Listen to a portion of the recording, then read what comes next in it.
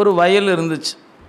அதில் கோடை காலத்தில் தான் அது பயிர் செய்ய முடியும். ஏன் மேட்டு நிலம்.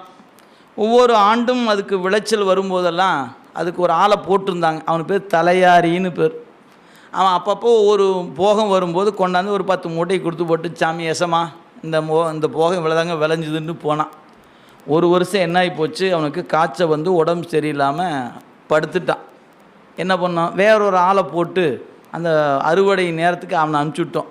அவன் அறுத்து கொண்டாந்து போட்டான். 50 மூட்டை இருந்துச்சு. என்னடா அது ஆச்சரியம், நமக்கு வருஷம் 10 மூட்டை தான் கொண்டாந்து கொடுப்பான், 50 மூட்டை வந்துருக்கு. அப்போ எப்படி வந்துச்சு, எடுக்கிறவன் எடுக்காமல் விட்டான் பாருங்க, அதுதான் லாபம்.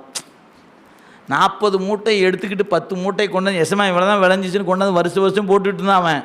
இப்போ அந்த ஏமாத்துறவன் உடம்பு சரியில்லாமல் போயிட்டான். வேற ஒரு ஆள் வந்து அந்த வேலையை பார்க்குறான். அவன் கொண்டாந்து மொத்தத்தையும் கொடுத்துட்டான் பாருங்க.